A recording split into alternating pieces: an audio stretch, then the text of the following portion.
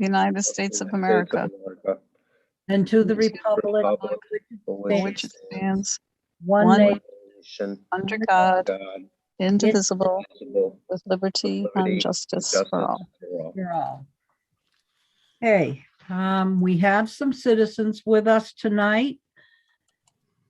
We have Amy St. Ange, our first select person. We have a member of the Board of Finance, and Sean Brissett is joining us also. So any citizens' comments or any comments from the Board of Ed at this time before we start the budget educational update?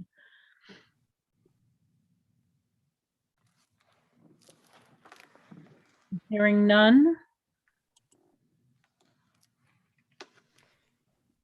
Okay, you can either type your comments into the chat. I believe the chat is open, and or raise your hand. Okay, then we'll go on to the educational update. Melinda? Good evening, everyone. Welcome to budget workshop session number 2. This evening, I'm happy to bring forward the directors to go over their budgets. As far as news from the school district, we are starting to see a slowing of positive COVID cases. Just so the families know that we are still seeing positive COVID cases, but they have slowed down over the last 2 weeks. And we are still getting calls, and we're still distributing home test kits, so people still need them. But the good news is it seems to be slowing down. We do have 3 bus drivers, unfortunately, out with COVID, and so that could impact some of our busing. But right now, it's status quo, and that's all good news. Okay. All right. Whereabouts are we going to start in the budget process? Start with the special education budget update. Dr. Christopher Jones is here this evening to go over his department. So I'm going to ask Danielle to call up the PowerPoint in advance to the special education budget update. Okay, thank you.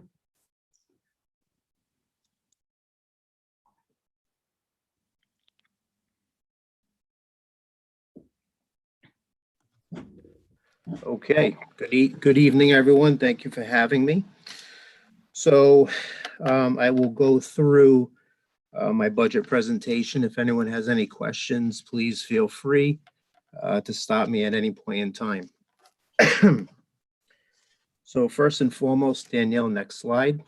I always like to start with 2 federal laws based on IDEA, both FAPE and the next slide, LRE, least restrictive environment. Danielle, next slide.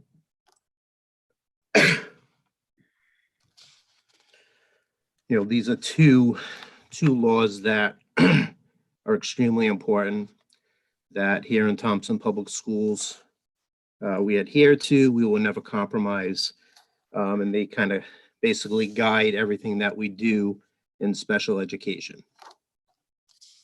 Danielle, next slide. Okay, our student demographic slide. So this here, I broke this down as best I could. So if you add up all of the percentages, naturally it's going to bring you to 100%. So overall, we have 64.09% of students that are in general education. We have 24.52% in special education. A subcomponent of that would be our out-of-district special education students, which makes up 2.9%, and then an additional 8.49% for students with 504s. And again, all of that compiled together would bring you to 100%. Okay. Okay, Danielle, next slide. Okay, this slide was not in last year's presentation, but I believe this was a request from last week's board meeting. So to the best of my ability, again, I was not here prior to 2019. So Bob Gentis was kind enough to help me with these numbers. So in 2017-18, we had 13 students in a more restrictive setting. 2018-19, we're at 16. You can slowly see the trend line. 2019-20, we went up to 20. 2020-21, we went up to 24. And 21-22, we were up to 29. Bearing in mind right now, currently we're at 27. Mhm. Sidebar to these numbers, I think it's important to recognize that when you think back, COVID-19 on that infamous day, I remember we met in Pupil Services Conference Room, myself, Superintendent Smith, several others, figuring out what we were going to do. And it was a Friday the 13th, as luck would have it. And that was our last day that year before we moved to remote learning. Okay. So, pre-pandemic, we were okay. Pandemic came about. During this time, we had seen an influx of students needing more support. A lot of that is clinical support. We've seen an influx of students being hospitalized. A lot of that has to do with the isolation factor due to the pandemic. We've seen an influx of students move into the district already in and out of district placement. And we've also had students moved into Thompson through DCF with a 603. And that's also played a role with the increase of students needing a more restrictive setting. Later on in the presentation, I'll also talk about the benefits of the Bradley program, which is inside of our Thompson Public Schools, albeit it is still an out-of-district placement. But with that being said, the difference, the pros and the cons to having an on-site out-of-district placement that we still pay tuition to versus sending students out off-site in a solely special education school. Danielle, next slide. And again, if anyone has any questions, please feel free to stop me. Okay, this was another slide I was asked to put in, and again, with the help of Mr. Gentis. So the special education budget versus the actual spending, and this goes back to 2018. So as you can see, in 2018, we started the year with $3,074,392. And we ended at $3,083,868. 2019, $2,861,517. We ended at $3,144,136. 2020, $3,505,824. Ending that year at $4,044,243. 2021, starting at $3,854,626, ending at $4,128,041. In 2022, $3,889,703, ending at $4,140,723. Danielle, next slide.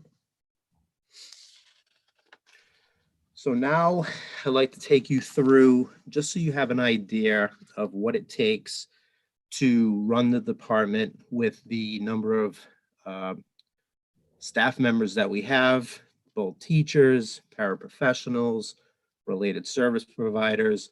And again, when you look at these numbers, so this is a way to describe and showcase the program, the number of teachers, number of staffing, a descriptor for the program, and then a caseload. And the caseload, bearing in mind, is a concrete number, but that does not speak to the number of service hours for that case manager, okay?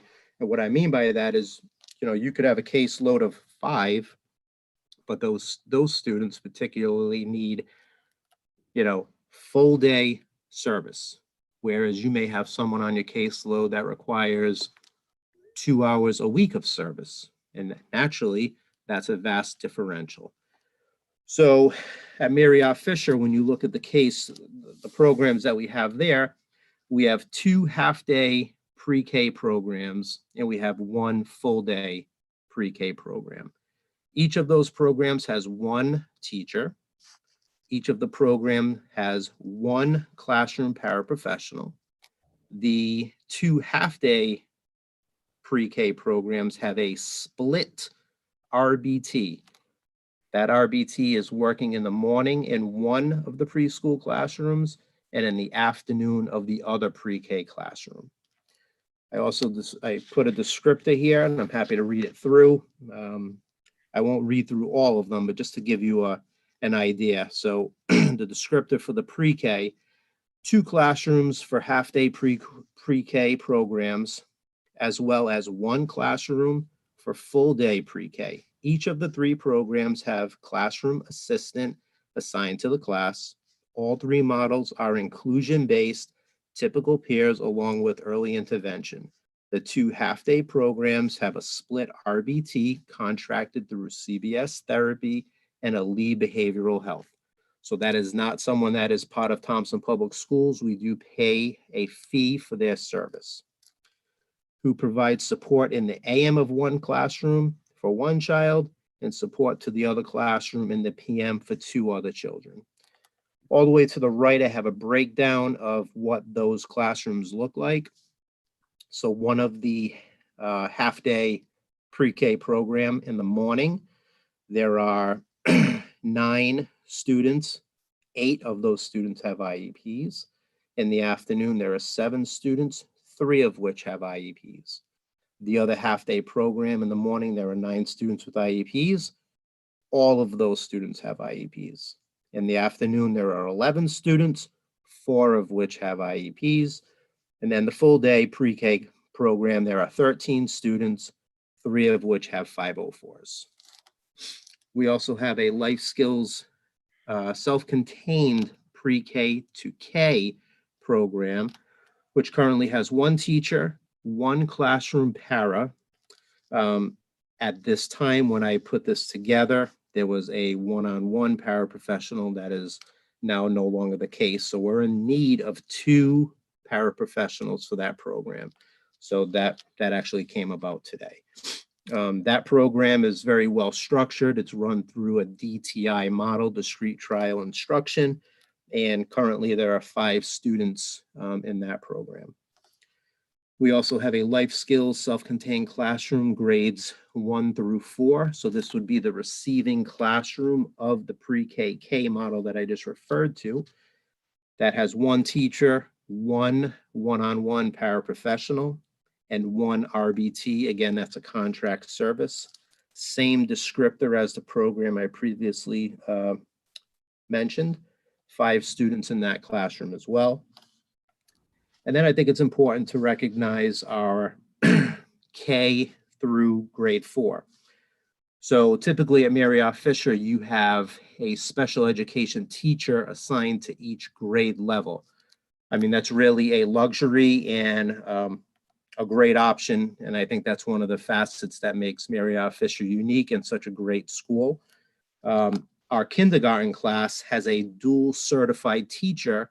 So because that teacher has a special education certification as well as an elementary early childhood certification, we do not have a special ed teacher for that grade level because this teacher is able to essentially do both, and I can explain why.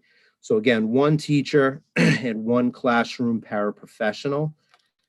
It's an inclusion model, typical peers along with students with special needs. Currently, there are 18 students total in that classroom, of which only two have special education needs. And when I say that, that means there are needs of academics. Students that are speech and language only would be out in other classrooms. They do not need to be grouped inside of this class. Speech and language pathologists would travel to those other classrooms to service those children. Grades 1, 2, 3, and 4 each have a special education teacher working with a general education teacher. And ideally, that is a co-taught model, which provides inclusion and resource. So what I mean by that is the gen ed teacher is teaching this content, special education teacher is working within the confines of the gen ed classroom. They split the roles of the teaching. It should be seamless. The gen ed teacher can take over. The special education teacher could work with small groups within the classroom. And if that special education teacher feels as though it's needed and it's prevalent to pull those children out to the resource room to work on remediation, they have the ability to do so. So when you look at those numbers, grade 1, there are 7 IEPs in grade 1, 11 in grade 2, 8 in grade 3, and 11 in grade 4. Danielle, next slide. At Thompson Middle School, things are a little bit different. So at Thompson Middle School, we're not as fortunate because you have 2 special education teachers across 4 grade levels. So we'll start with the life skills classroom. So we have a life skills classroom similar to the 2 that I referred to at Marriott Fisher. Those students are mostly in a self-contained classroom with a modified curriculum called the Unique Learning Curriculum, which is designed through Common Core Connector standards. Those are modified standards. And those students are in there for the core academics. They get out with their typical peers for all of their unified arts, all of their specials. That classroom has 1 teacher, has a classroom para, 1 paraprofessional, that's a one-on-one, 1 RBT, and also a nurse. Currently, we're looking for a new nurse because the nurse has resigned. Again, small class size driven by the unique learning curriculum. And currently we have 8 students in that classroom. And that runs from grades 5 through 8 for all of middle school. So now to go back to what I said, you have 2 teachers that are going to cover 4 grade levels. So just based on equability, what I did, instead of giving 1 teacher grades 5 and 6 and the other one 7 and 8, and I know some would say, well, that would make sense. The problem is the numbers don't quantify as such, and it would not be fair to do that. So when you look at the numbers, for example, if you take grade 5, which shows that there are 11 students, and you look at grade 6, well, there's 14. There's a caseload of 25. If you take grade 7, there's 7, and you take grade 8, there's 8. That person would have a caseload of 15. Well, that's not how we do it. So for the purpose of this year, and it's all based on student need, 1 teacher has grades 5 and 7. The other one has grades 6 and 8. So again, you have a classroom teacher for each of the 2 grade levels. You have a building paraprofessional assigned to each teacher. In grades 5 and 7, there's also a one-on-one for a 7th grade student. And we also have a half-time split paraprofessional for another grade 7 student. And the other half of that position is for a grade 6 student. Okay. So again, grades 5 and 7, you have a caseload, grade 5 of 11, grade 7 of 7 for a total of 18. And when you look at grade 6 and 8, grade 6, there's a caseload of 14. Grade 8, there are 8 for a total of 22. So it balances out a bit more. Okay, and also it's probably important to mention that a lot of this model is pushed into the general education setting, a true inclusion model with seamless co-teaching, but also the ability and the flexibility for that case manager to determine if it's necessary to pull those students out, to go back to their resource room and kind of work on some remediation or skills that they feel as though the student needs a little bit more help in, and it's just not conducive in the larger size classroom. Danielle, please, next slide.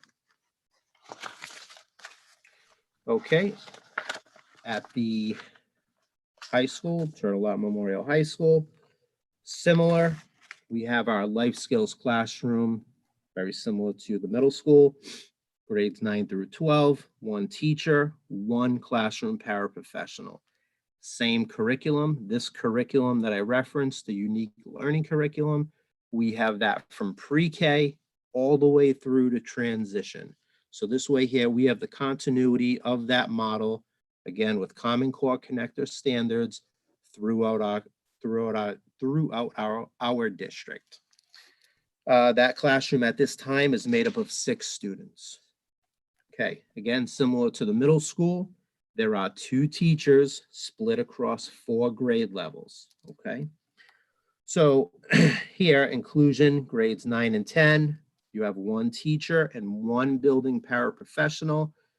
More often than not, you will find the building paraprofessional in the science and social studies classes, while the special education teacher is working out of the ELA and the math classes. We all know you cannot be disabled in science or social studies per se, but because ELA and math is cross content, when the student now goes out to science and social studies, they do require some support. And that's why we have the paraprofessional stationed in those classes. Same thing with grades 11 and 12. And you can see the breakdown there as well, roughly 19 and 15.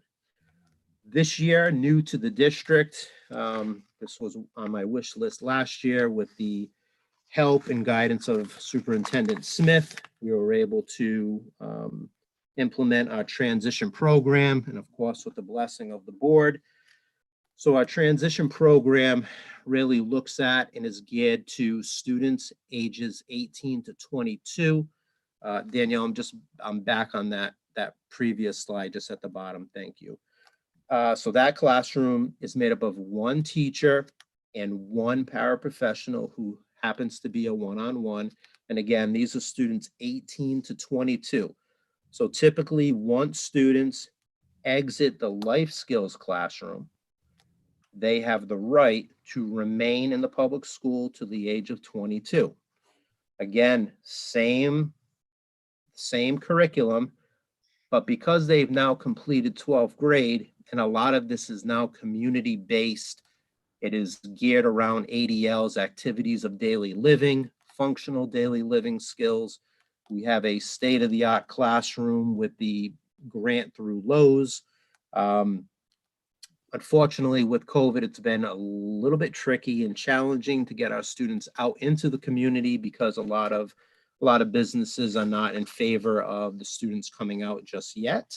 And with the protocols that we have in place, we're kind of playing that by ear. So hopefully when things clear up a bit, we'll be able to get back out there because we know there's a lot of opportunities here in Thompson. Currently in that classroom, we have 3 students.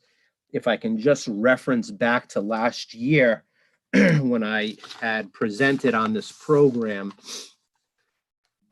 prior to the implementation of this program, we still have 3 students that are placed out in transition programs because, again, we didn't have this model until this current school year. As a result of that, the district total tuition out to those 3 students is $360,342. As a result of that, the total transportation for those 3 students is also $123,354. The total cost for the tuition and the transportation brought us to $483,696. When you look at the excess cost, which we would receive on 2 of the 3 students, and I'll talk a bit more about that in a moment, the excess cost for 2 of the 3 students is roughly $76,708, bringing on net cost of what it would cost the district to send these students to said locations is $406,988. Danielle, next slide.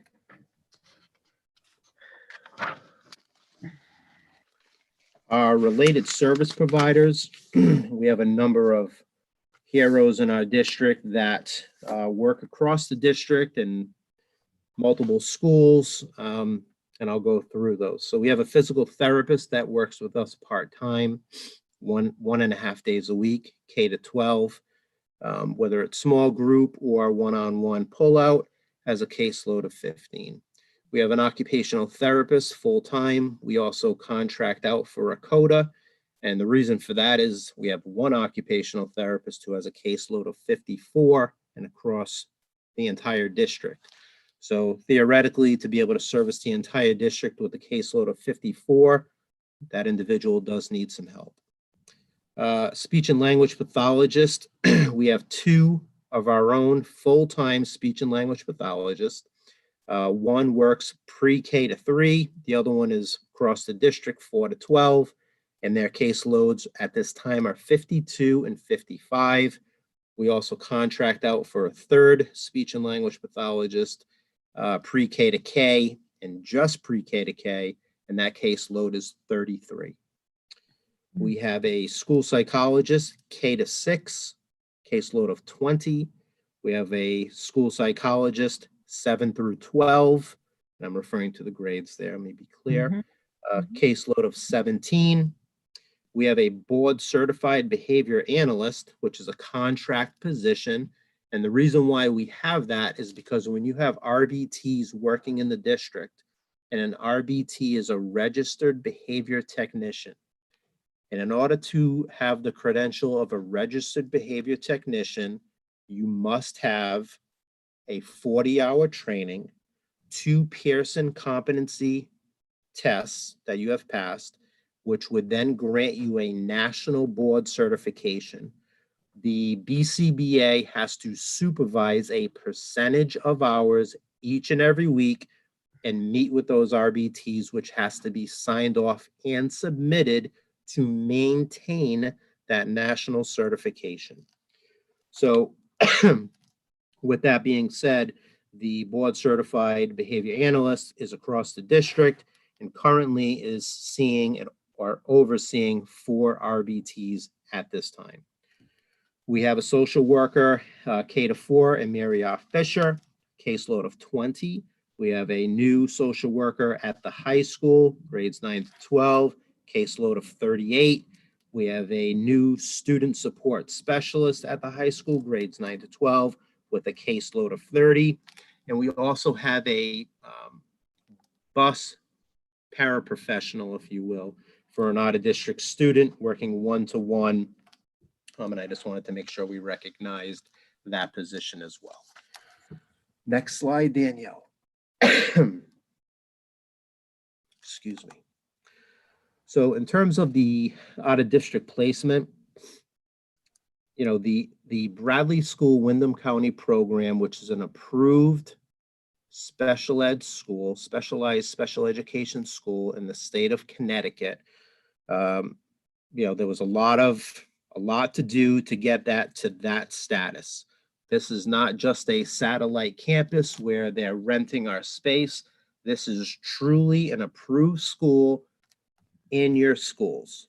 So, excuse me, this is open to neighboring schools. We had agreed to do that. We felt as though it would make us a good host. We work with these districts if they have a student that kind of fits a certain model and they're at a certain place in their life. So we play host to those districts.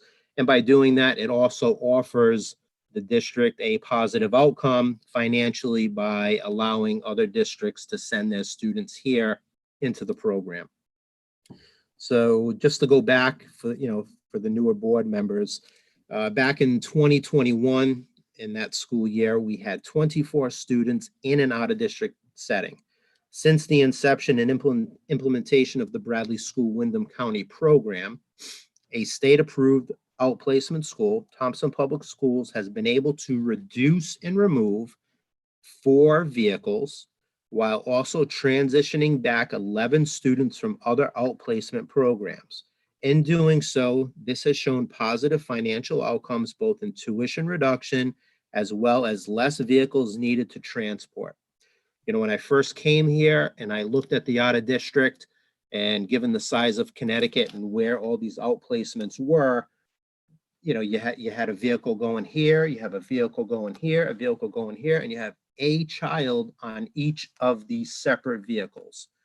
And, I don't know what the thought process was, but my thought process is we try to funnel that back and we try to get the children here. There are children, there are students, we want them here if they're able to demonstrate that they can be safe, of course.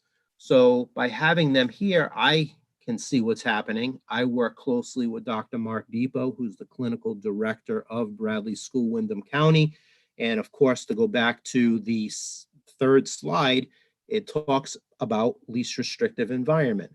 You have the students back here on site because they deserve to be here, and they're getting clinical support while being here in the public school. They have access to their typical peers, and at times can go out and access the general education curriculum. And that is the driving force behind least restrictive environment. So with that said, the current number of students that are outplaced, as I had said earlier, is 27. In Bradley School, Windham County, we have 21 total students. Of the 21 students, 11 are Thompson students, 5 are Putnam, 2 are Brooklyn, 2 are Culinary, 1 is Plainfield. As always, we're looking to reinsure a least restrictive environment and transitioning students that are ready to return to district through our Bradley School, Windham County program. Currently, Thompson Public Schools is sending students to 9 different out-of-district programs. Those programs are Crossroads, American School for the Deaf, Project Genesis, EastCon, Bradley School, New London, Bradley School, Windham County, Rose School, Curtis Blake Day School, and Waterford Country School. We were also sending schools to Susan Wayne Center for Excellence, the Learning Clinic, as well as Harmony Hill. These three programs are currently not being utilized by Thompson Public Schools at this time. Okay, next slide, Danielle. All right, so this here I think is important just to revisit, and again for the newer board members. So I like to just do a quick little exercise. So this slide is really looking at an out-of-district placement, and this is basically on average, okay? And this has nothing to do with Bradley School, Windham County. So if I were to, as a director who's in charge of placement and needed to place a child in a more restrictive setting with clinical support, here's how this would look. So on average, a placement is roughly about $80,000. The transportation for the student over the course of the year is roughly $70,000, okay? These are approximates. So if you add both of those together, that roughly brings you to $150,000, okay? The excess cost threshold, in order to receive excess cost, that magic number of tuition and transportation combined must exceed $91,520. Now that is up, they moved that up from the previous year. Last year it was 87,000, the year before that it was 82. Okay, so they're making it a bit more difficult to reach that threshold in order to receive some of that excess cost. So again, basic math here, we added line 1 and 2 to get a total. We took a look at the excess cost threshold, which was 91,000. If you subtract that from the total of the tuition and transportation, which is line A and B, you would get a differential of $58,948.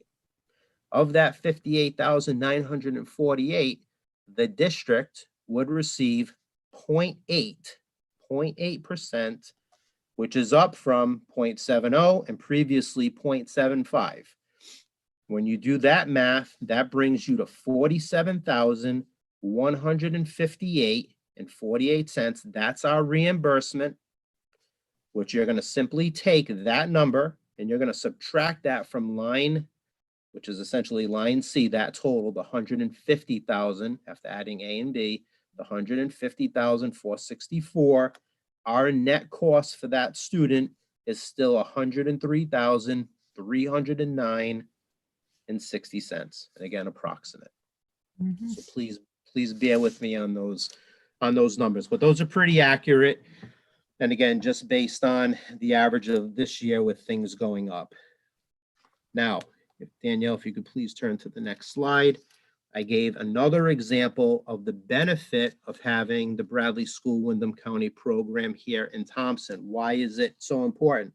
Well, it's mostly so important, again, because of FAPE, free appropriate public education for the child, and we're ensuring least restrictive environment. Excuse me. We know the student is now going to have access to the gen ed curriculum and typical peers. Another caveat would be Bradley School Windham County on average, depending on if it's a more extensive rate, a standard rate, a partnership rate, part-time rate, is roughly $40,000, $40,544. That has gone up from last year, $38,763. There is no transportation, zero, because they ride the gen ed bus like everybody else. So that total is $40,544. Well, again, the excess cost threshold is $91,520, which essentially means we did not meet the threshold. We did not reach $91,000. So therefore, the differential is zero. So of the zero, we're going to get nothing because we have nothing to multiply by the 0.80, which again brings us to zero. So our net cost is simply the tuition alone of $40,544.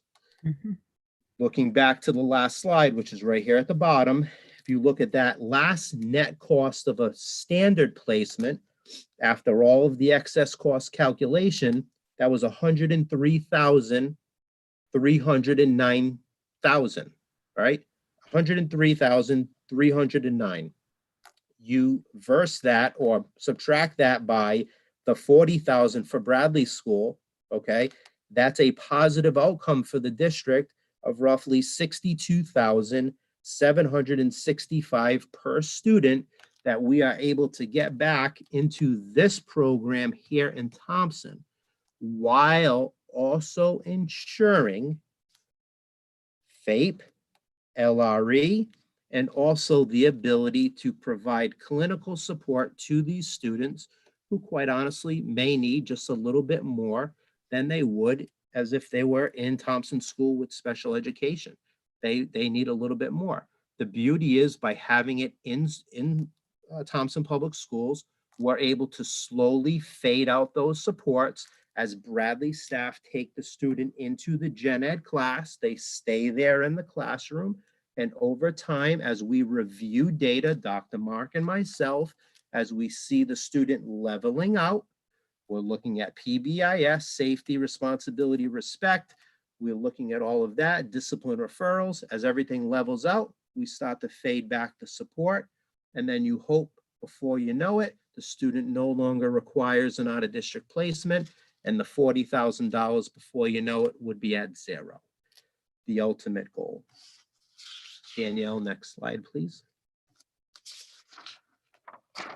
Okay, I like to be a realistic person. There's always pros and cons to everything.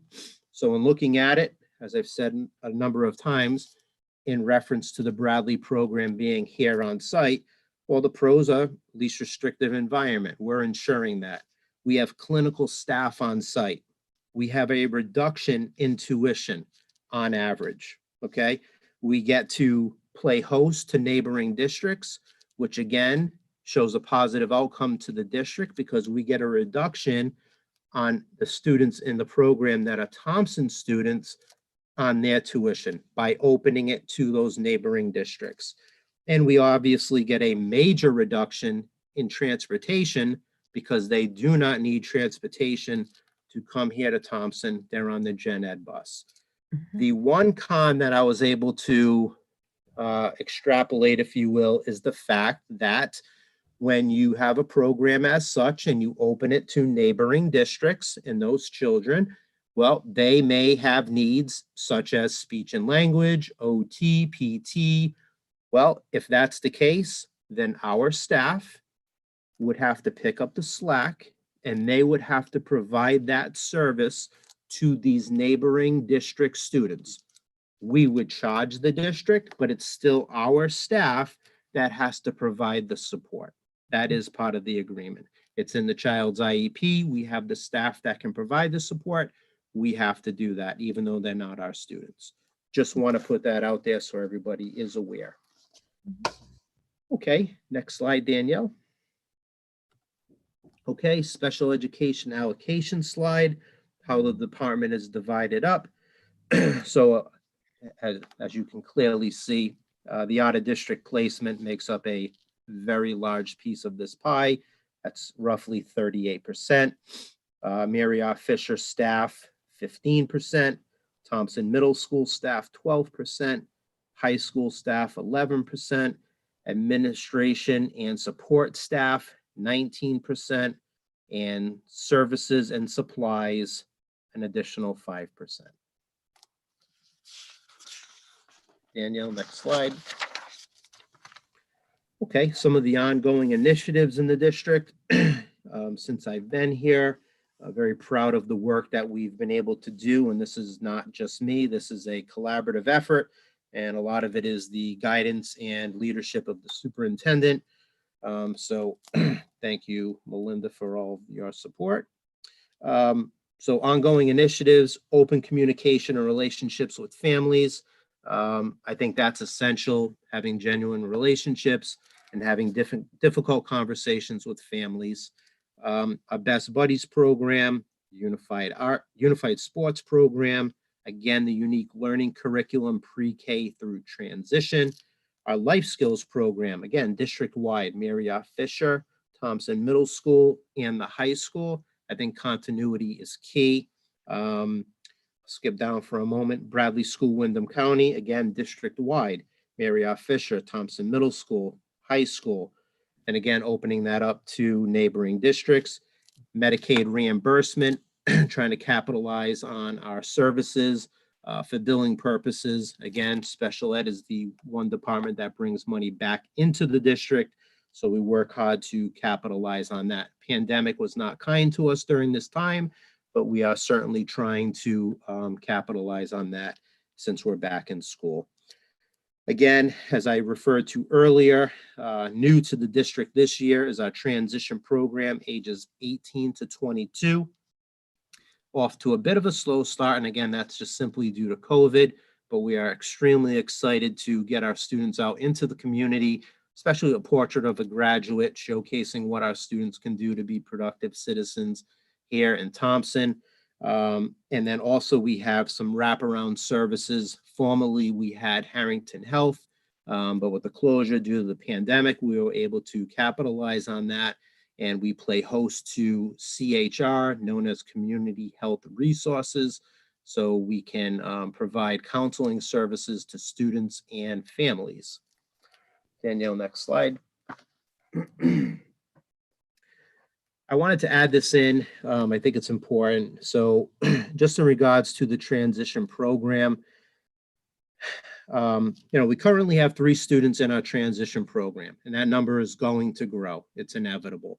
So as students exit the life skills program, they're going to enter into the world of transition, and they're not there just for 1 year. They're there for 4 years.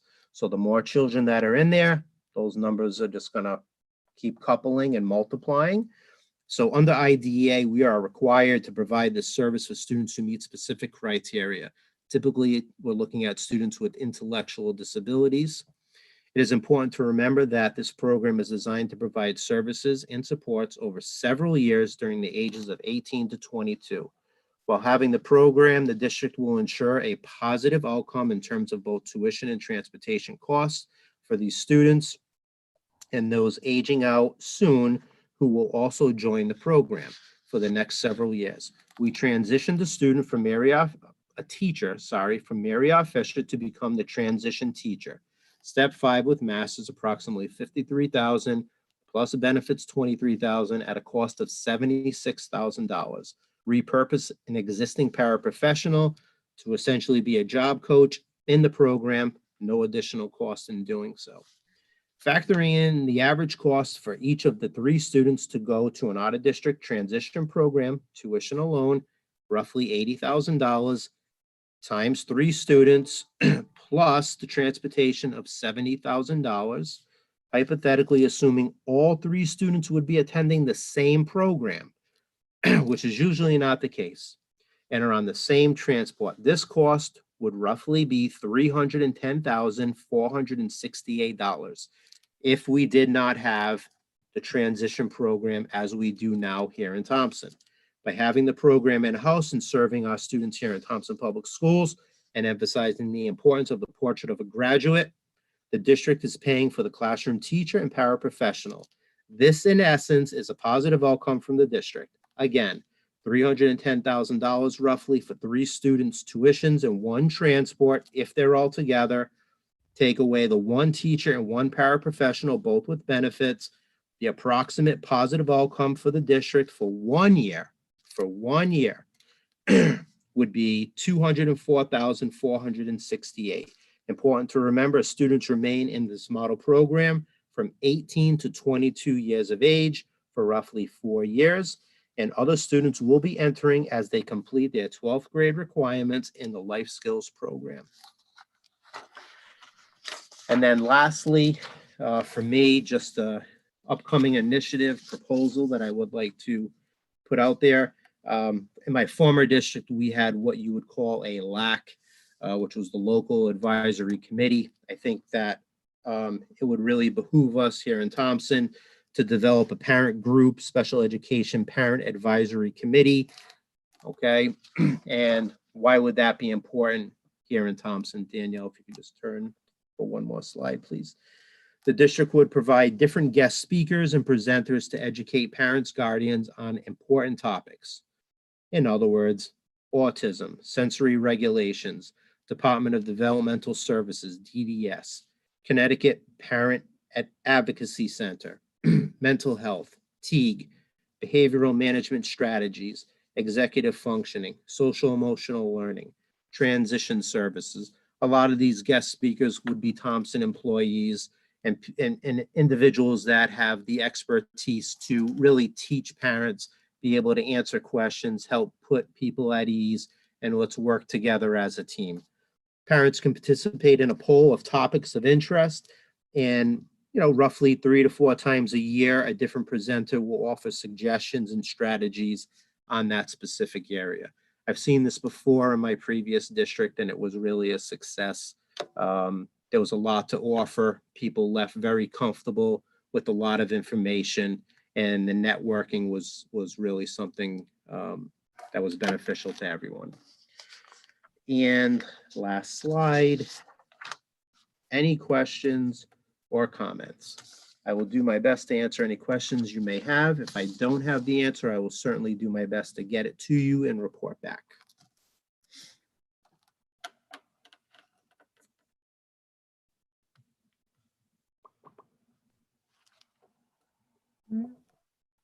Well, Chris, I would just want to say thank you. That was a very comprehensive overview. The reason that we had Chris go in depth into his department is primarily it's one of the big drivers in our budget. And so I wanted to make sure, especially the new members, had a complete understanding of special education, which, by the way, is in addition to our gen ed programs. Mm-hmm. Thank you. So, Thank you, sorry, Chris. I was looking to raise my hand and I couldn't find the hand raising thing. But a quick question: the transition program from the 18 to 22-year-old students, is that mandatory for those students? Is that recommended? And I assume that you all sit down together with parents and the student and say, hey, we recommend you continuing. So there's certain criteria, right? And as I referred to, when students are in a life skills classroom, there's criteria to be in that model classroom. And when you are exiting and you complete your 12th grade requirements and you are now venturing on out of high school, they have the right to have an opportunity to participate in transition. Is it mandatory? No, they can certainly opt not to go to it. However, conversation should ensue, and it does here in Thompson, to talk to those families about the benefits of the program, how they're going to be learning life skills, which quite honestly, leading up to this point, that is not happening, right? Because everything is so academic driven. And then you couple in social emotional learning and all of the obstacles that have come along. But when it comes to how to talk to an employer, how to get to work, how to help someone at work, the skill of whatever the job is, interest inventories about what the student might want to do. Instead of, we make decisions for students. I think it's important that students have say and they have control over their own lives. So to answer your question, mandatory, no, but the opportunity has to be offered to the student. And again, it's unfortunate that we didn't have this program before. And as I illustrated, earlier, the slides, you can see, what happens when you don't have programs. But, I'm very thankful that we now have it. My wife is a transition coordinator in Rhode Island. This is something we talk about and we're very passionate about in our home. So, and I'm very excited for Mrs. Butler, Mrs. Katie Butler, who is our transition teacher in the high school. She's fantastic. So I hope that answers the question somewhat. Chris, I just wanted you, but it is mandatory that the district offer the program. 100% correct. I don't, okay, we have a question here that I'm not sure I understand. What does the 300K roughly spending in excess of budget mentioned by Dr. Jones mean to the district? I don't know what 300,000 in excess of budget. I don't understand the question. I think I understand it, Kathleen. Okay. This is Bob. Thanks, Bob. Sure. Every year in December, and then again in in March, and then at the end of the year we apply for the excess cost reimbursements. And this year in the budget, it's not something that's out there, but I budgeted for $250,000. That money comes right off the tuition and transportation costs. So you don't see that extra $250,000 in the budget itself because that money's already been offset. Okay. So that's what it is. Steve, is that what you were referring to? Can you hear me? Yeah. Yeah, Dr. Jones mentioned a comparison of budgeted spending for special education versus actual spending, and it was Okay. off. It was spending was higher than budgeted. What is that? My question was, what does that mean for, how is that made up? Some of that, I guess, is reimbursed by the state, but does it affect general ed or other programs suffer because of this? That was sort of my question. Oh, okay. You want me to take that question? Yes, please. Yes. So, and Mr. Herbert, please bear with me. When you're referring to this $300,000 that you're referencing, what slide are you pulling that? I think it was from? the second, maybe the second or third slide. You were comparing Okay. spending for the last 3 or 4 years. Okay. Actual to budget. Mm, Oh, so when I went, Danielle, can you go to that slide, please?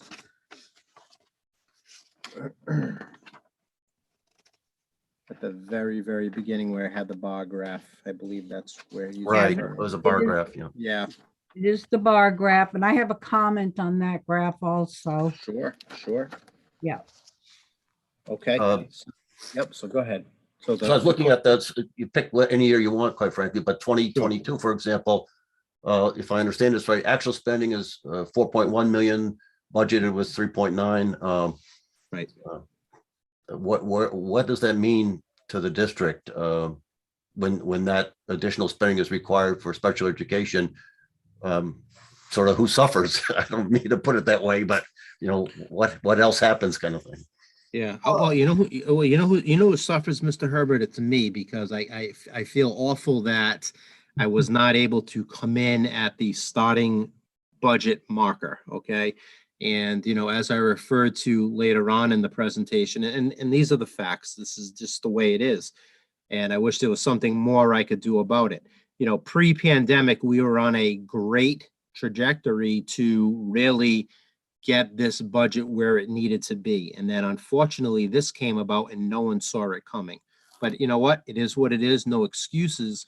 But, when students move into the district and, for example, they're already outplaced, DCF places a student here in Thompson in a foster home, we now have to pick up that tuition. Student is hospitalized, we're picking up the tuition. There's just a lot of unknown variables that come into this, and it is what it is, and we have to just accept it.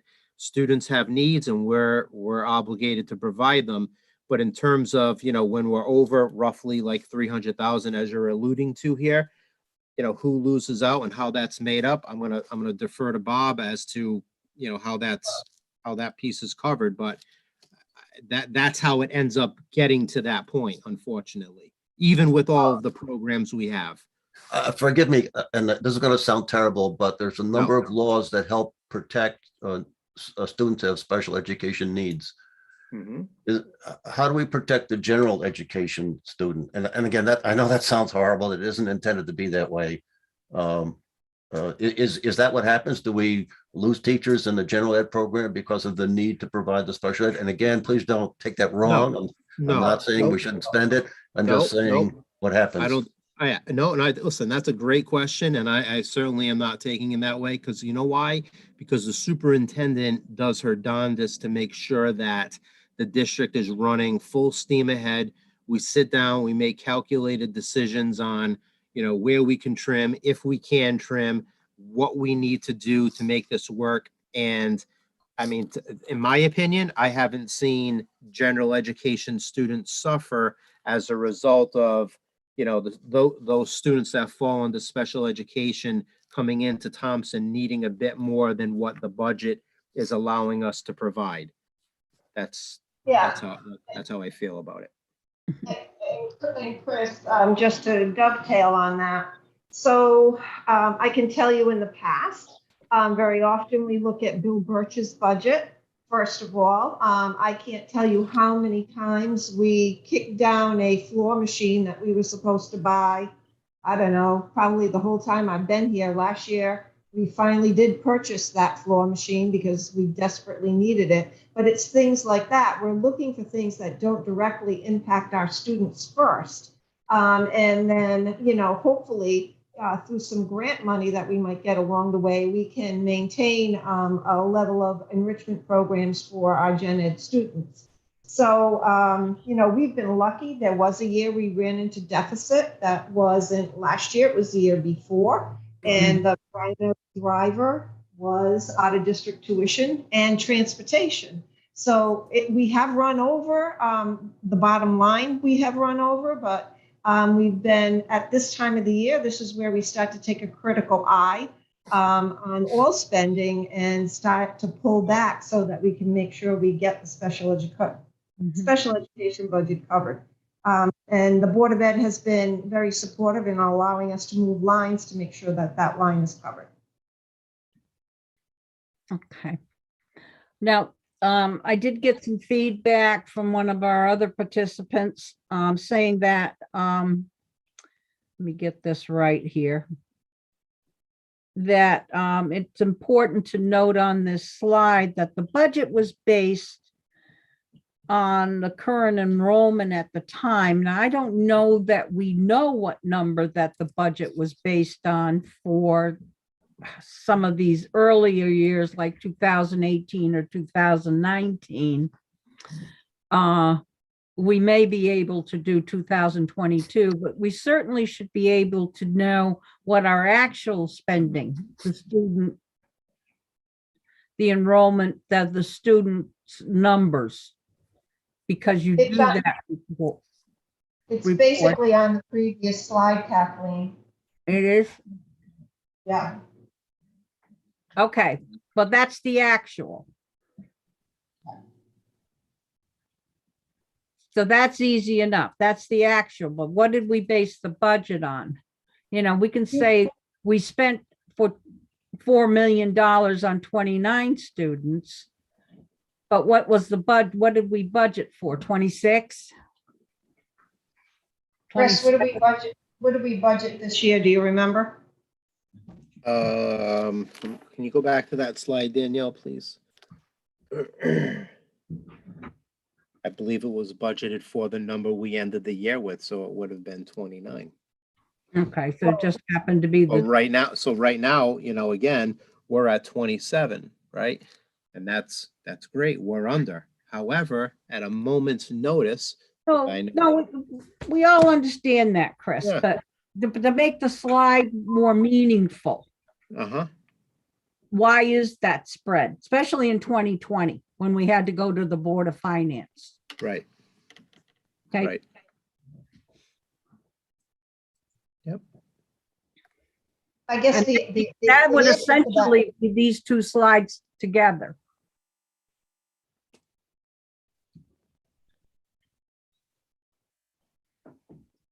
Or basically, you know, put a disclaimer on there that it's budgeted for the moment, for the number of students in out-of-district placement at the time the budget was developed. Correct. And you would say, and if you put the actual number under the actual dollars, you would be combining these two slides. But we don't need to get into that. Let's move this meeting along.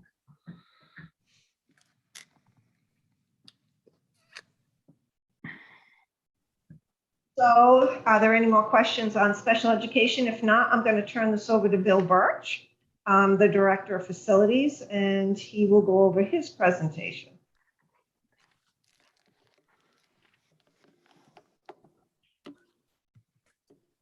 Okay, well, good evening, everybody. So this first slide is just the line items that fall under the facilities spending plan. This, I'm sure, is in your appendices, but there are only two things I'd like to point out here that are driving this increase this year, and one would be the price of fuel oil. So when we put this budget together, we budgeted at $2.50 a gallon for fuel oil. It went up to a high of I believe, 266. It's now just started to drop back, and our hope is that by spring, oil is going to drop to the point that we can actually bring this number down a little bit. In the past, we've locked our fuel oil prices in the fall because that was the best deal. It wasn't the case this year. And the predictions are that it's going to drop in the spring, and that's what we're hoping for. The other thing that I'd need to point out is that you'll see there is a $16,000 line item for replacement grounds equipment. That has to do with the fact that the sander has, it's completely on its last leg. We had to do some miracles this year to get the sander back together and get it running so that we could get through the winter. It just needs to be replaced. The company that manufactured it is long out of business now. We can't get parts for it anymore. In short, it's lived its life and it's done. The other thing in that item is that we bought a dump truck from the state several years ago, which also we used to plow snow. The truck is a pretty good truck, but the plow is no good, and we need to replace the plow, and that's like another $6,000. Next slide, Danielle, please. That, I believe, yes, is just the bottom. So these are the items that are not in the budget. Okay. These items are all, I guess, what we would consider to be capital improvement items. They are not in our operating budget this year. I guess it's up to this board to decide if they want to put them in the budget or perhaps move them to the town side as we did last year with the flooring. If you recall, last year, we also asked to refurbish the locker rooms at Turtle Lot Memorial High School. That's the first item on the list at $34,200. That was deferred by them. They said they would put the floors in, which they did, and the floors are beautiful. The locker rooms still have not been refurbished at all. The next item is to develop a space for a new culinary arts program. So that's a big number. That's, almost $275,000. The plan is to use the space that currently houses the Family Consumer Science Program. And I will get back to the actual layout in a moment. But of that $275,000, we currently have $100,000 in grant funding that is available. The question is, where does the other $175,000 come from? But I'll get to the details on that program in a minute. So the next item is painting of the hallways and lockers in the high school. So as I mentioned, there's the new floors are absolutely beautiful. And with the fact that we now have a new roof on that building, the plan this summer is to replace all of the ceiling tiles and everything in the middle, the lockers and the walls. They go back to 1987 and they're just, quite frankly, in pretty sad shape, and they need to be painted and freshened up. That project is another $43,000. And next we come to site work to accommodate a new swing. The PTO last year graciously offered to buy a new swing set for the Mary Fisher Playscape area.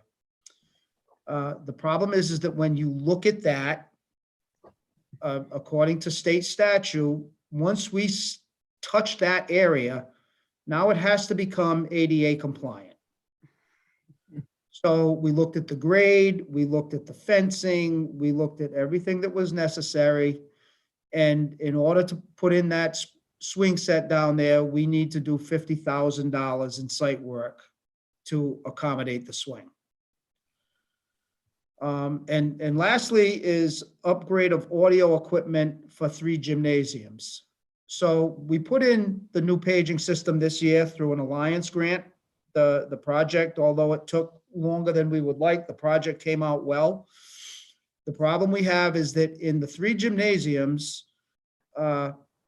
because of the space and the acoustics and the sound equipment itself, it still sounds like a gymnasium. There's some reverberation.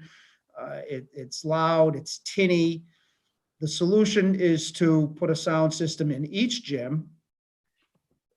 Total cost of close to $72,000.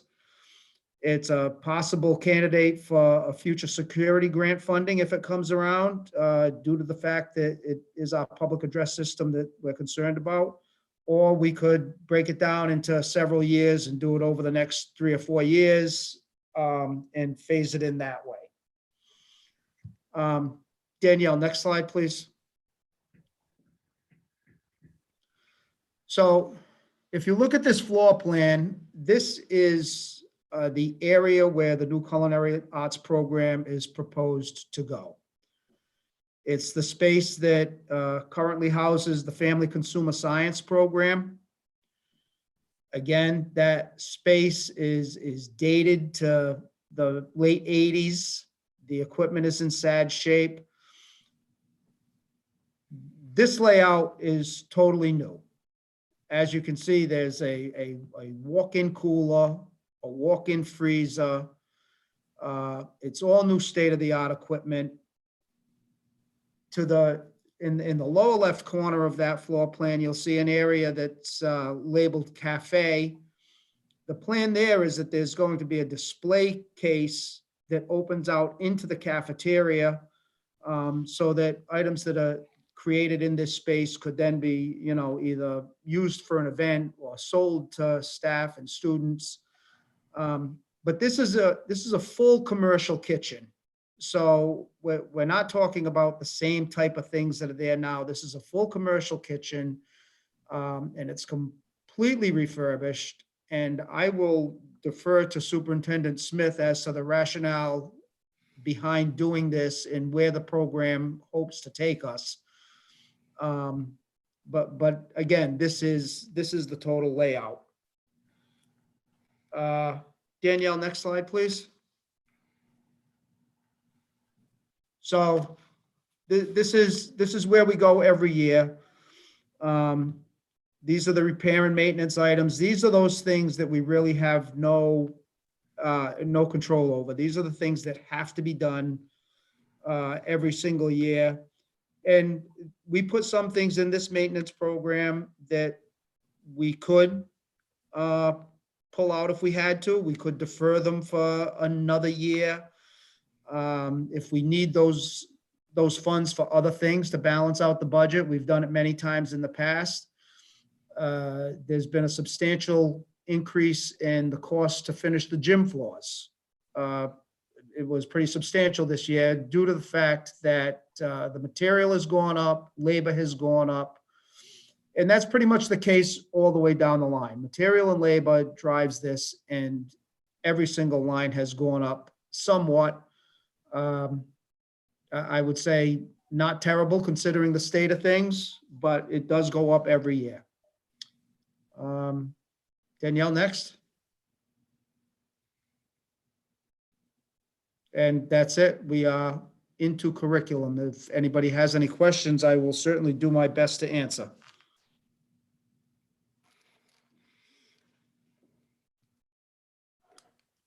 Bill, if you don't mind, I'd just like to say a little bit about the Culinary Arts program. Dr. Mayo has been working with QVCC around developing a whole culinary arts program. It seems that QVCC does not have the commercial kitchen space available for their students at QVCC.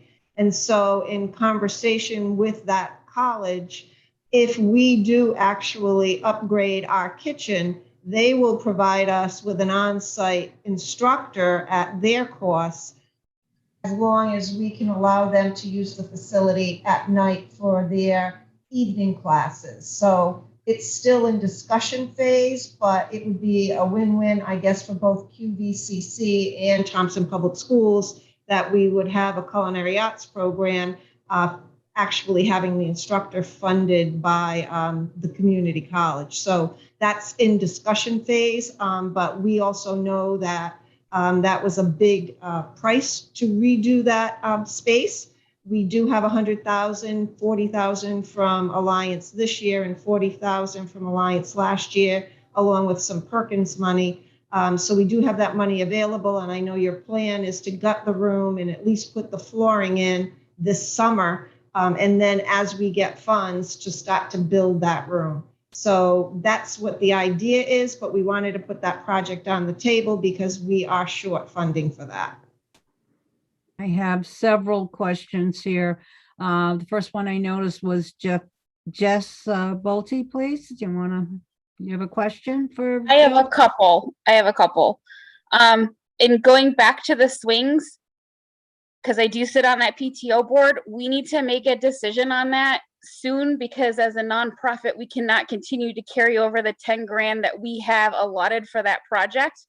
My assumption is we're also looking at a quote that's, I believe, 2 or 3 years old. So those costs may no longer be accurate. I've got to go back to the swing company. But if we don't move forward on that project, we need to know soon, because we would be essentially putting that 10 grand back into the Unified Arts program at Mary R. Fisher. Okay. So it's something to keep on the radar, just because at some point we're going to get in trouble for continuing to carry that over. In regards to the Culinary Arts program, is there any way that we could also, if that project was to go through, to work with QV in getting maybe some space in those evening classes for some of our students for college credit? Well, they're gonna get college credit because we'll have a college professor on site during the day. But if students wanted to take extra classes, I would imagine there'd be seats available to them. Okay, thank you. Okay, Heather's next. Again, with the culinary arts question, is the intent that we would maybe draw back our students that go to Ellis for that program back to our school if we have this available here? Yes, that is. Yeah, it will be equipped for that. I guess that is a benefit. Right now, we were looking at that space primarily because our family and consumer science curriculum does need an upgrade. And we know that. But the space that the teacher is working in, we were going to relocate her. She's going to primarily teach childcare and some other courses in association with QVCC so kids can get college credit. But the space needed an upgrade anyway. And then Dr. Mayo having conversation with the CEO and president of QVCC, that's when they proposed, well, they could help out by paying for the staff if we could get the space put together. I see this as a long-term project because I don't believe we're going to be able to come up with $175,000 in this particular budget, but we wanted to put it on the table that it's on our list of things that we really want to accomplish. Okay. Thank you. Our first select person, Amy St. Ange, has something to say. I'd like to recognize her, please. Okay, am I unmuted? Yes. Okay. So I was just commenting in the chat box and my thoughts were going crazy since Melinda had actually brought the culinary culinary arts space to my attention the other day. I think it's a fantastic idea. I think it's just another way that students can find their career path. You know, it's just another way for them to explore what they might be interested in. And the fact that there's $100,000 grant can't be ignored. And just hate to see it go to waste. So my thought as I was continuing to post in the chat was that if there's any way we could keep it in the budget on the town side or the Board of Education side, I would be a strong proponent of it.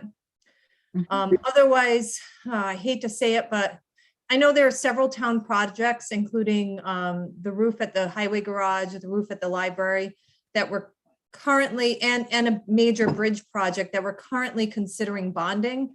And potentially, if all else fails, I just want to keep it out there that we could add this space maybe to bonding. Is that an option? That would be my question. If we could take this project and lump it in with some of the other projects that the town is currently looking at and go out for bonding. Well, we could certainly put it forward. In my recollection is that the Board of Finance told us to come forward with the locker rooms again this year. Remember they Absolutely. I don't Yep. want to ignore that. I definitely want to see that and potentially the painting of the hallways. Well, yeah, okay. Painting of the hallways, but I would rather come forward with the culinary arts program and see if we could squiggle in painting ourselves, but that's Okay. well, put them out there. And if they cut something, I'd cut the painting. Right. Okay. I would be in agreement with that. Absolutely. Right. Not that I have any choice. Not that I Yeah. have a vote, but That's up to you to put that on the capital plan then. right. I think the culinary arts program is a fantastic idea and kudos for the development of it and for the $100,000 in grant funding. Yeah, well, it's a great career pathway. And we've got several of them going on now at the high school, which only makes our high school more attractive. So, Right. okay, anybody Thank else? you. Heather, you have your hand up again. Yeah, just one more question. The $1,000 in grant funding, is there a time frame that this would need to either be started or finished in order to secure that grant funding, or is it kind of sitting there for as long as we need it to? No, you're right, Heather. So 40,000 expires on June 30th, and then another 40,000 comes online July 1. So with creative scheduling, we'll be able to use both of those pots of money, and then we have some money in Perkins, which will also expire. So the 100,000 has to be spent, and Bill Birch and I have had a conversation about since the room is going to be vacated and they're in the process now of cleaning that out and the teacher's going through the materials that she wants to keep, gutting the room and at least getting the floor in and the painting done in that space.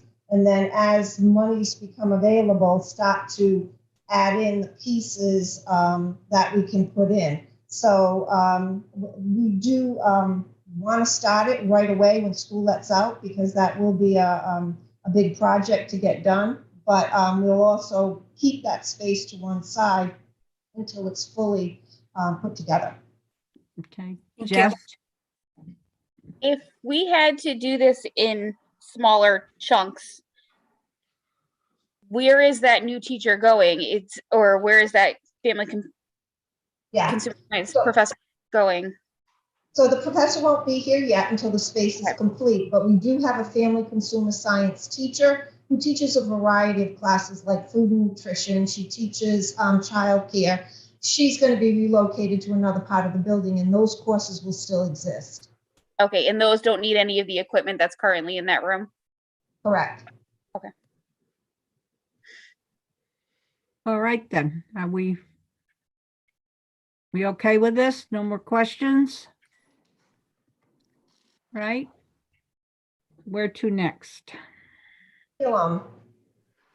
So we're going to go off to curriculum, and currently there isn't a major increase in the curriculum budget. However, we did shift some lines between professional development and curriculum resources. Next year, we want to integrate the forced inquiry-based science kits in grades kindergarten through grade 8. So there is a financial impact on having those inquiry-based science kits. Obviously, the price will be lower if we end up implementing science as a unified arts that Mr. Prentice talked about last week. So it's really to make sure that we have those inquiry-based science kits that we get from East Bay Collaborative. The next item is math curriculum resources. Now that we have curriculum leaders that have been busy working on our curriculum and really analyzing the resources we have, we found out that up at the high school, some of our resources are 17 years old. And the intent was, when they switched over to CPM educational program math curriculum in grades 7 and 8, that would continue up to the high school. But those resources were never purchased. So we would like to make sure that we get those purchased for next year. Okay. Slide, Danielle. And then, thanks to the ARC grant funding, this year we had 3 curriculum leaders that have been working on developing a scope and sequence for ELA, math, and science. So because we budgeted for a top step teacher to replace the teachers that we pulled out of those classrooms so that they would have time to be curriculum leaders, we actually have some wiggle room in the ARC grant for next year to continue both the mathematics curriculum leader and the ELA curriculum leader. And why that's important is that Patty Chenille, who is currently the math curriculum leader, is now a certified math interventionist. She's going to be working with K-4 teachers based on identifying mathematical needs and developing individual math plans for students.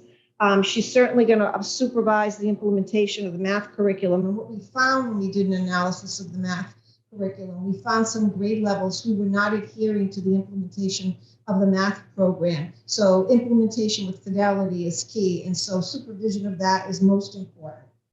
We need to make sure that the math PD plans for teachers are meeting the teachers' needs, and then making sure that we have consistent math assessments K-12. And then that person also serves on our professional development committee, our curriculum council, and serves on the state and regional curriculum committee. So that's a big job. And remember that we used to have a curriculum director part-time. These people are replacing the curriculum director and actually having a larger impact on instruction and curriculum overall. So next slide, Danielle. Same thing with the ELA instructor. That's Laura Stefanski, ELA is a different banner to kind of manage with curriculum. You have different phases of ELA, reading, writing, phonics, spelling, and so different portions of ELA curriculum need to be developed. There will be a spoken sequence at the end of this year by every grade level, and then she has a little bit of legwork to do. The state also has a right to read bill, and they are, for next year, requiring districts to implement one of the 5 recommended reading programs. I haven't seen the document that lists those 5 programs, but if ours isn't on it, and we have the Wonders Reading Program, K4, if ours isn't on it, they're going to require that we shift to that reading program. I don't know if there's going to be financial assistance, but that is something that Laura is going to have to stay on top of. Next slide. And then we're hoping that we can still use Lucy Trudeau. She'll return back into the classroom to teach science. However, on a regular basis, have her come out to support teachers out in the field. I don't believe we'll have enough grant money to keep all 3 people out, but the 2 critical, ELA and mathematics, we want to make sure we can keep up for another year. Slide, Danielle. No questions around curriculum. I'll turn it over to Heather Burns. Thank you. Good evening. So quickly, just a couple of highlights from the technology budget. The tech budget mostly covers district-wide software programs. It covers a lot of Windows, Microsoft licenses, Windows and Office. It covers a lot of the support and maintenance contracts on a lot of our network hardware and software.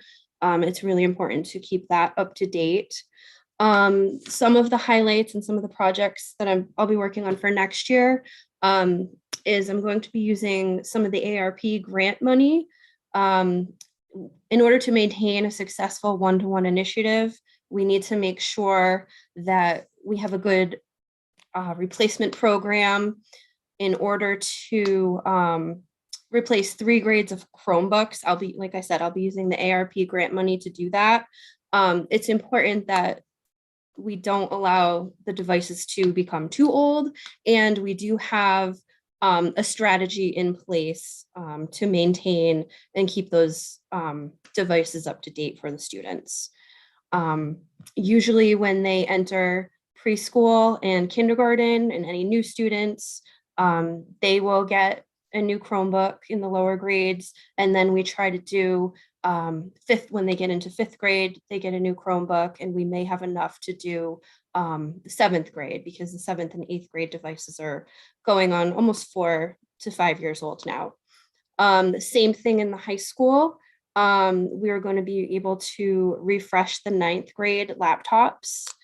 And you'll remember that in high school, they upgrade to Windows devices when they get to high school. Part of also through grant funding, I'm able to replace all of the middle school wireless access points with E-rate funding. The high school was completed this year, along with universal UPSs in our network closets, which basically is battery backups to keep our network running safely and effectively as it should. Another plan is to outfit our high school and other locations with flat panel interactive boards. A lot of our projectors are failing. It's becoming, it's not very cost effective to maintain the interactive projectors. It's expensive to replace the bulbs, the fans, the filters. With these interactive flat panels, it's basically like a big interactive TV screen. They can last up to 10 years. So you'll get a lot of longevity with those products. So we're hoping to start with the high school and work our way down with that project. And then just continuing to maintain the network infrastructure, continuing to renew our maintenance contracts, provide upgrades where necessary. If you remember, we upgraded a server this year. No knock on wood, we don't have any large upgrades scheduled for next year. But just continuing to maintain the service contracts, just to provide successful connectivity for students and staff. And also some professional development will be offered on the flat panel, interactive TVs for staff, of course, and other programs, as you know, we have a lot of new teachers coming into the district. So those are the highlights of my tech budget. If you have any questions, I'll be happy to answer those for you.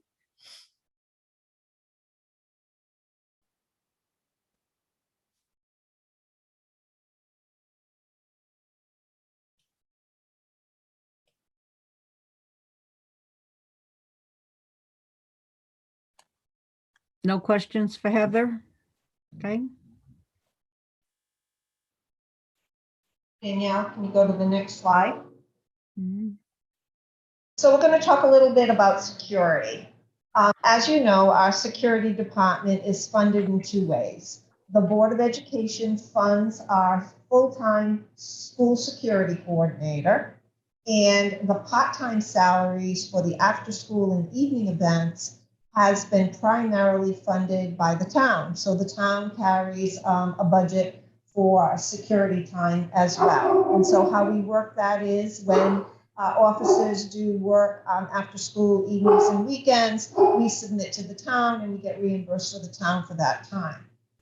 When the program started, it had a one daytime security officer, that would be Ben Barber, and his responsibility was to supervise the campus totally throughout the course of the day. And then, of course, we had the evening, the after school to supervise the recreation department and any after school activities, and then evening and weekend events, including athletics that are happened on site. What's happened since that was pre-pandemic, and then the pandemic hit and we were closed down and security started to take on a whole new life.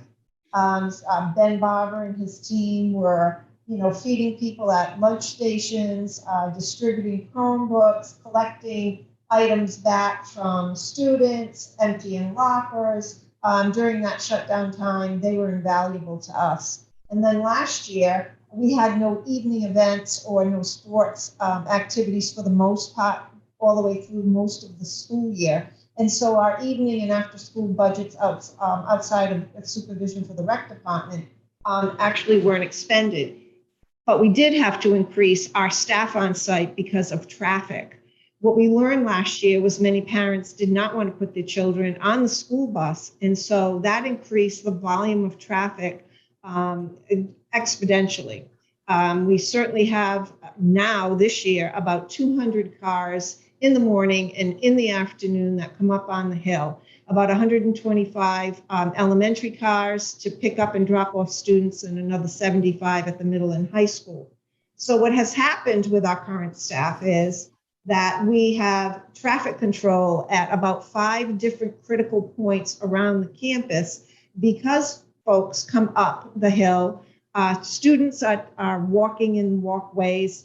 They're either being dropped off by their parents, and there's a few pain points around the district that really require supervision.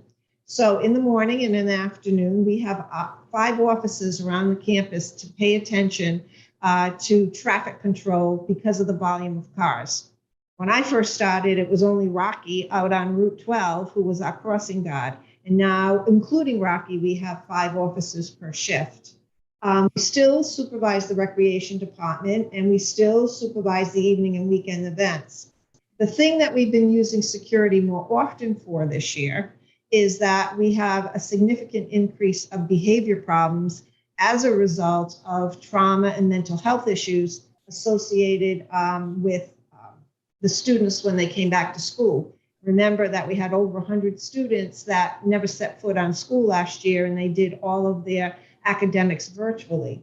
And so we're seeing a lot of issues with students within the school day that require an extra set of hands. And we have put an officer for most of the time, 1 in each building, analyzing the staffing needs for next year and cutting back a little bit on the daytime security and hoping that more parents put their children on the bus, we may be able to cut back. But what we found out this year was we were running about $30,000 to $35,000 over budget with this extensive coverage. So we did add another $35,000 in our budget, and I suggest that we ask the town for at least another $15,000 if we want to have this, maintain this level of coverage on the campus. So Bob did add in an additional, and that's why we had to make those line adjustments. He did add in, he transferred from the BOAG line because we looked at how many students would be at the BOAG next year. And he transferred a little bit more money into security so that there's an additional 35. But to be on the safe side, I believe we should ask the town for another 15,000 to cover the additional evening and sports related and recreational activities that happen on the campus. Other than that, unless anyone has questions about security, it's really an increase of staffing that has been required because of behavior and traffic control. And most of it is on the Board of Ed side. I did send you a breakdown I asked Ben, could he please at least put down a visual so we could see where all the offices were located on campus and when, and he did that for us, and then about how many hours he needed each week to cover all those activities. So Bob did a nice job analyzing that, and that is why we made some shifts in the budget.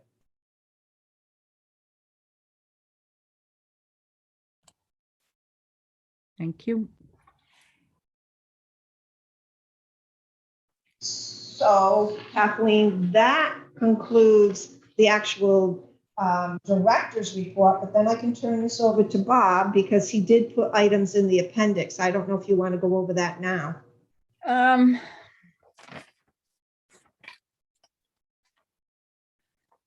Yeah, if we have some items that relate, I tried to print it up, but it was like too big. I don't know. It didn't print out right. Are we going to get a copy of this to review for next time? So you did get one. Danielle emailed it to you on Friday. Right, and that's where it's 71 pages long, tried to print it off and it ran off the side of the page, so I don't have all the numbers, Okay, she can definitely actually print a hard copy and we can get that to you. Yeah, I would appreciate that because I would, it's good that we all have a hard copy to review. It's very hard to make notes and to analyze. This is like a lot of verbiage. It is. Yeah. And we certainly, this is great for background and especially for the new members of the Board of Education, like for Heather and Jess and Matt. And this is like great information and background information for them. The appendices for everybody always need how did we make up, were these numbers created? But this is not, we now have to go through this and pare this down. We talked last week about the special education budget.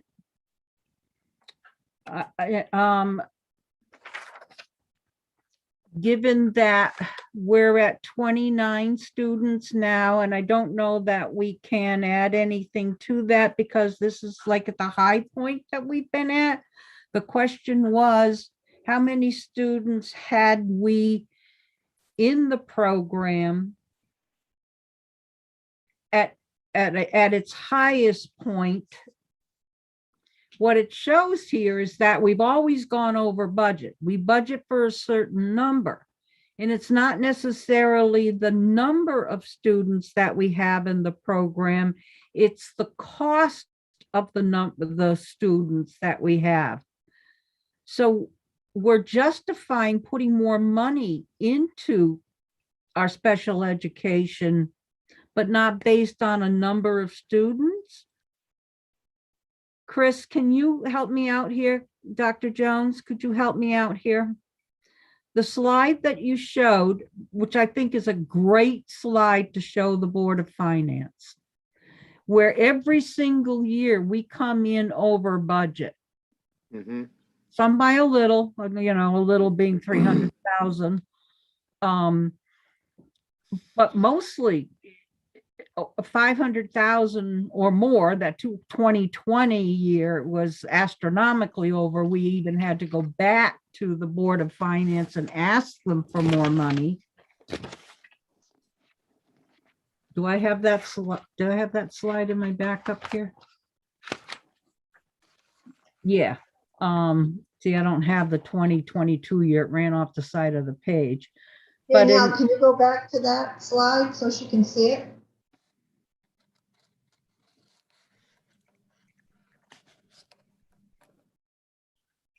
that was special ed budget versus actual spending, the bar graph.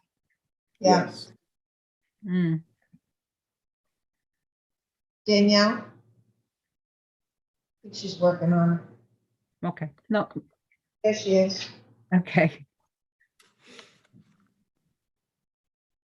And that one, 37, I think.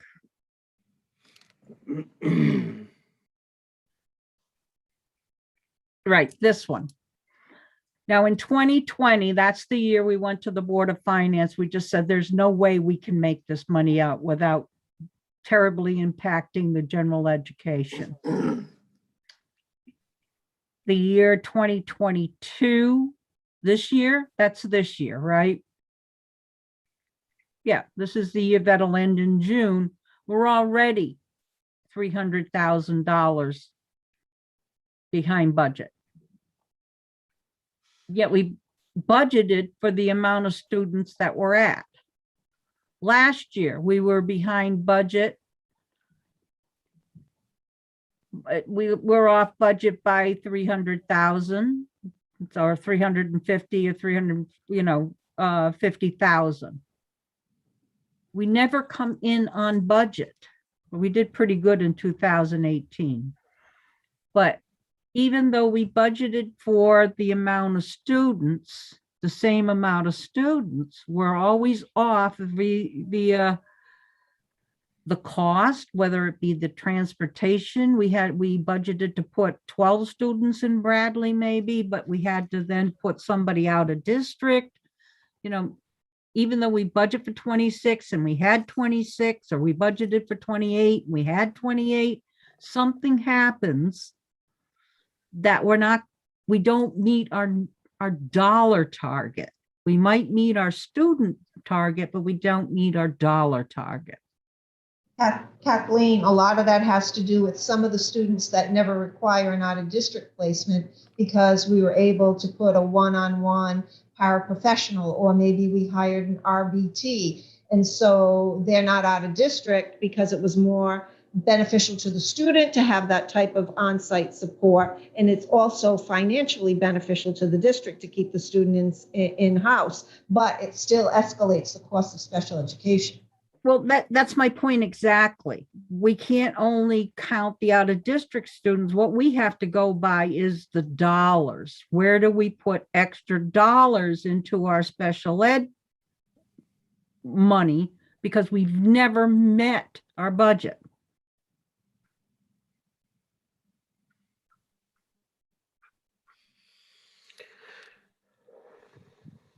So I've been doing this for 40 years, and I've never seen a school district special education budget come in within budget. For some reason, it's always over.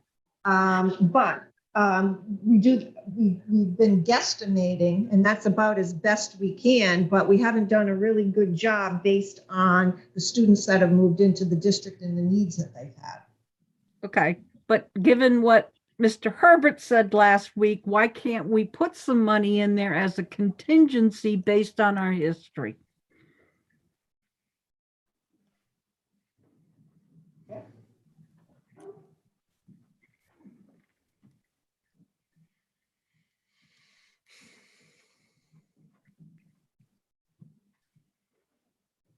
I mean, why set ourselves up for failure? Well, Kathleen, I will say, it certainly is difficult when, you end the year, let's say 25 students, and then you open up the next year and you open up with 25 students, right? Yeah. So if you take in one student or there's something happens throughout the course of the year, one student over, you're already over budget, right? So I agree with you. It would be nice to have some sort of buffer because this is something you can't control. It is very similar to preschool. There are unknown variables that no matter how hard you try to pin it down, there is the unknown and it will come. It's just the nature of what we're dealing with. So I agree with you. I honestly agree. Okay, then go, well, that's what I'm saying, but put some unknown factor in there. The kid that's going to come in and go out in 6 months, but he's there for the 6 months, in, out, but it costs us $50, $60, $100,000 for that kid or a couple of kids that come in, out, the transients that we Yeah. can't. Agreed. We'll call it the transient factor. Yes, Matt. I hope I'm not trying to repeat what you're just asking or saying, or what Dr. Jones is asking and saying.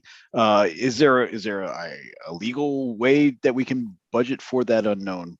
If we're ending with 25, can we budget for 26?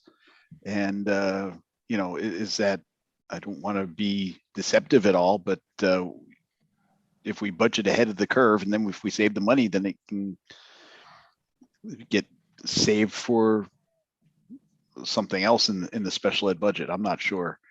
Right. Being new to this. It's a great point. It's a great point. And if you happen to come in under, the proposed number of students out of district, then it's just a win-win because you had a buffer and you came in under. And that could certainly happen as well. And that would be a great win for the district at that time. So the Board of Education did work with the Board of Finance, and we do have a mechanism to put a certain percent aside for this very issue. We've never had any unexpended funds at the end of the year to put in that account. And so that's, hence we have this problem, but the board looked at this years ago and recognized we needed some mechanism to be able to start to have a cushion set aside in case we had an influx of students that had specific needs. And this chart shows that we've just never done that. Correct. Okay, Valentine, then I'll go to Steve, Mr. Herbert. Valentine?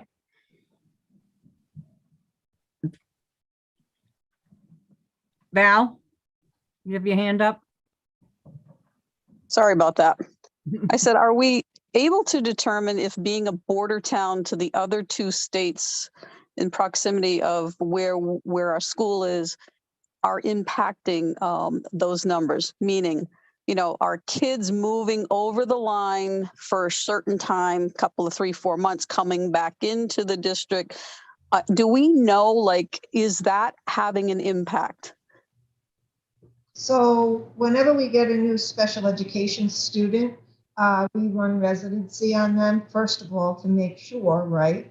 Not that we're isolating just special education students, but we want to make sure that if we're going to pay an out-of-district tuition, that person is in fact a Thompson resident. So we do use, and I didn't even have that on the security slide because I totally forgot about that, but we do use our security team to verify those addresses. So we do have that. Do we have transient students? Yes, they come and they go over the course of the year. The same with homeschool in and homeschool out. But that doesn't have a budgetary impact like special education does. So we are tracking that.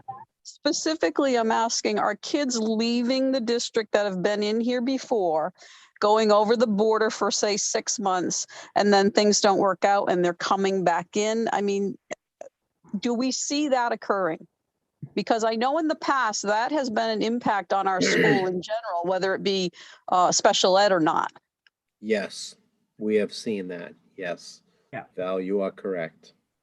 That's why I'm calling, why not add a factor called transient factor for these kids that we can't keep, we start with 25 and we end with 25, but in the middle, we had 29 at one point Mhm. for 6 months. That's why we're not hitting this. I And think then my we had- thing, Yes, Val. my biggest question is starting to look at, are these coming in from outside the area, staying for a given time, or if we are really being impacted by these transient relationships where parents are splitting, they go over this in one state for a while, come back in. I mean, it's very costly. Let's face it. I'm curious to know that. So if there's a way of finding that out, I would like to know. Okay, well, that's something we can look into.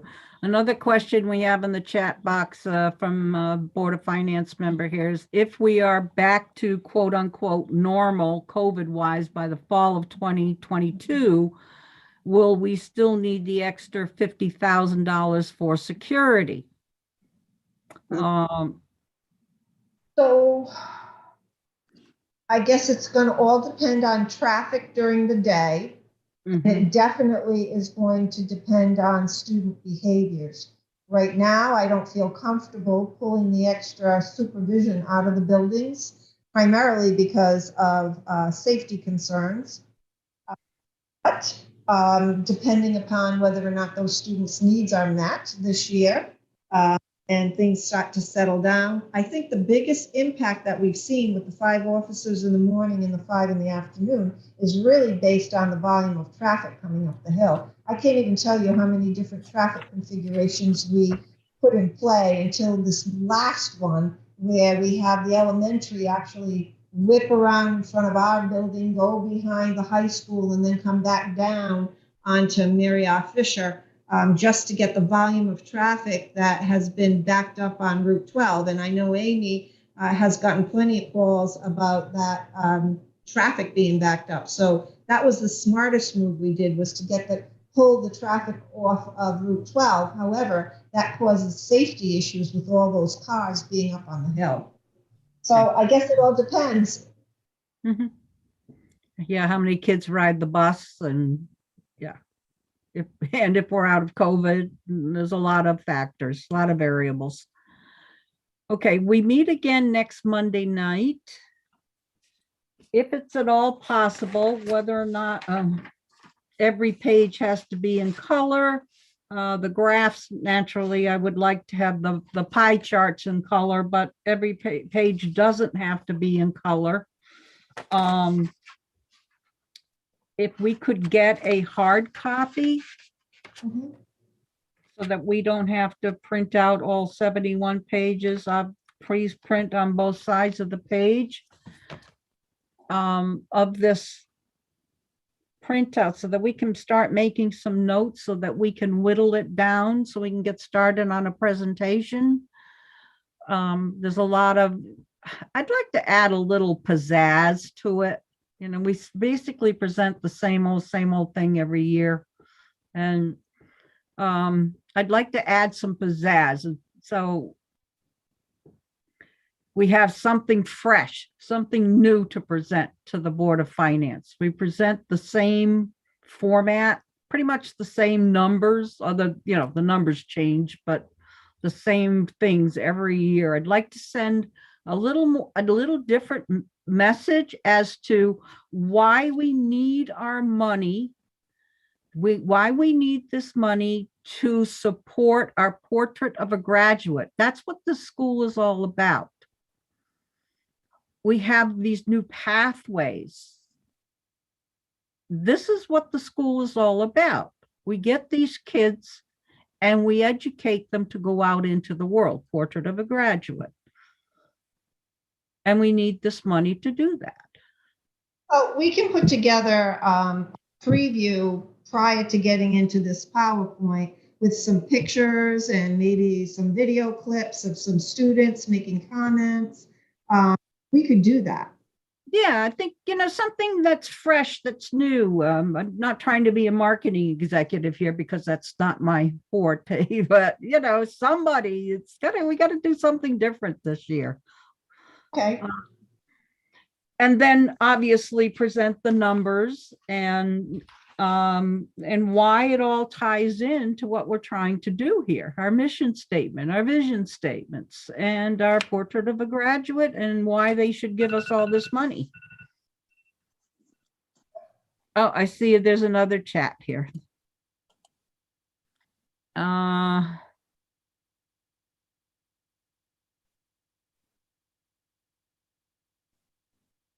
It's from Sean.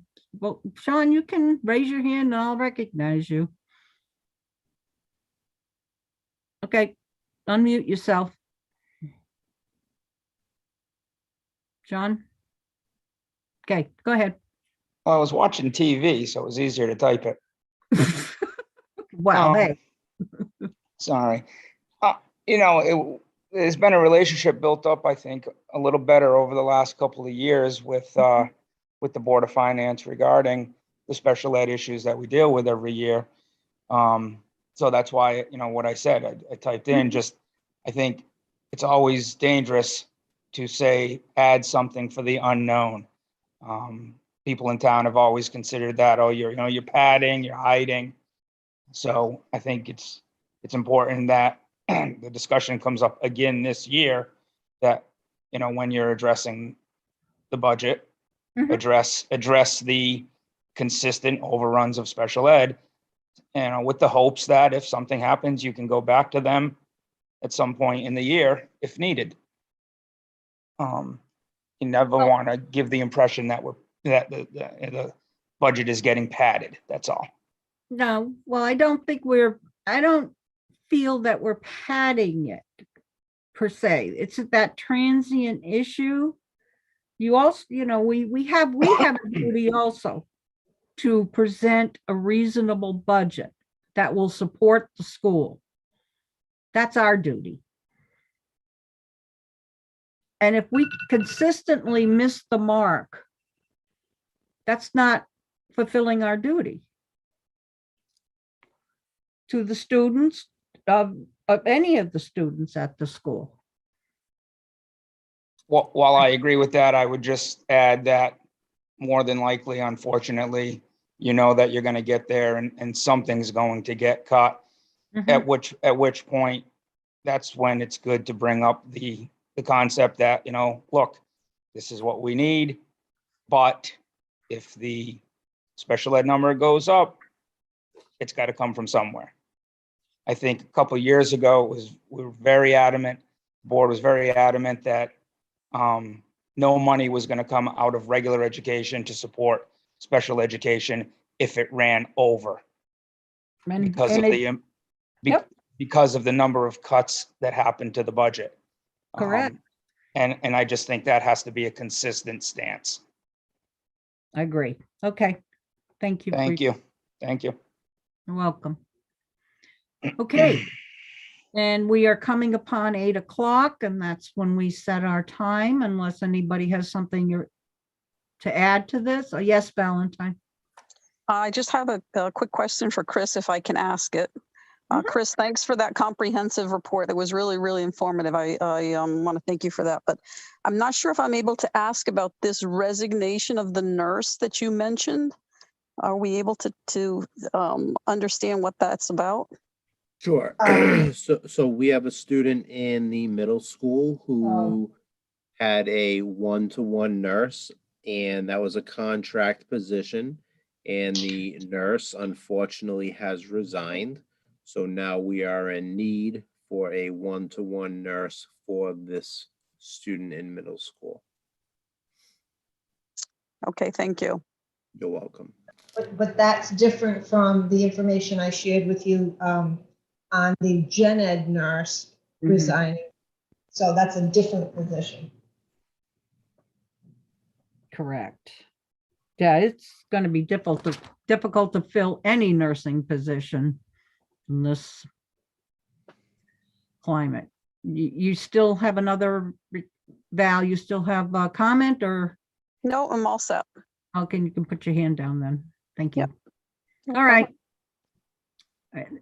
All right, anybody else have anything to add? If not, we meet next week at 6 o'clock, next Monday night at 6 o'clock. I'll see you all then.